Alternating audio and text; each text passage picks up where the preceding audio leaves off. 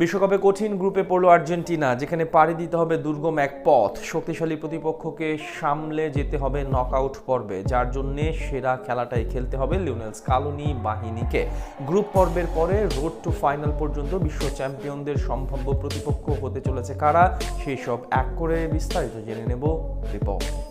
এই তুফান ভারী দিতে হবে পারি, পারবেন তো লিওনেল মেসি? কারণ ফিফা বিশ্বকাপে কঠিন এক পরীক্ষার সামনে দাঁড়িয়ে আছে আর্জেন্টিনা। সে যুগে সেটাকেও পাড়ি দিতে হয়নি এত বড় চ্যালেঞ্জ। অবশ্য আপনি ভাবতেই পারেন ডিফেন্ডিং বিশ্ব চ্যাম্পিয়নদের গ্রুপটা তো বেশ সহজই বটে, তাহলে আবার কোন পরীক্ষায় আছে মেসি বাহিনী? চলুন সবটা পরিষ্কার করে নেওয়া যাক, কিভাবে একের পর এক পরীক্ষা দিতে হবে স্ক্যালোনির দলকে। নকআউট স্টেজ যেন আকাশ নীলের জন্য হয়ে আছে দুর্গম এক পথ। গ্রুপ জিতে আর্জেন্টিনা পেয়েছে 3 প্রতিপক্ষ, ফিফা র্যাঙ্কিংয়ে 28 নম্বরে থাকা অস্ট্রিয়া, 66 নম্বরে থাকা জর্ডান এবং 35 নম্বরে থাকা আফ্রিকার প্রতিনিধি আলজেরিয়াকে, যাদের বিপক্ষে বিশ্বমঞ্চে মেসিদের প্রথম ম্যাচ। তবে ফিফা র্যাঙ্কিংয়ের বিচার বিশ্লেষণ করলে অনেকটাই নিশ্চিত মেসিদের কাছে থাকছে ফেভারিটের ব্যাটন।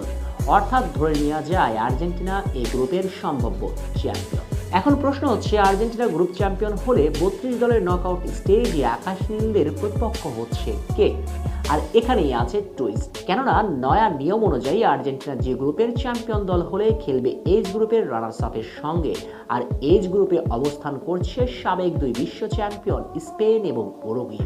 পানির মতো পরিষ্কার, ডিফেন্ডিং চ্যাম্পিয়নদের প্রথম ধাপের নকআউট স্টেজে মুখোমুখি হতে হচ্ছে উরুগুয়ে অথবা স্পেন, যেটা হবে এক বড় পরীক্ষা মেসিদের জন্য।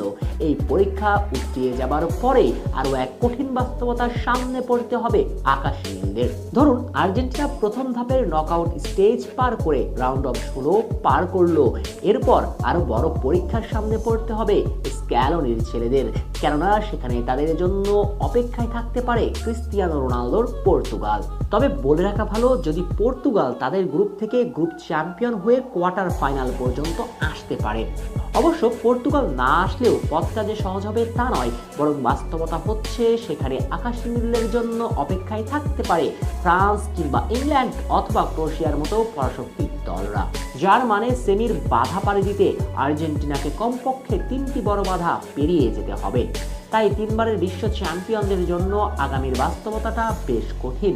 সেমির আগেই একের পর এক বড় শক্তির দলগুলোর বিপক্ষে লড়তে হবে। সেমির আগে এমন পরাশক্তি দলগুলোর বিপক্ষে লড়াই করে যাওয়া আর্জেন্টিনাকে সেমিফাইনাল এবং ফাইনালের জন্য আত্মবিশ্বাসী করে তুলবে।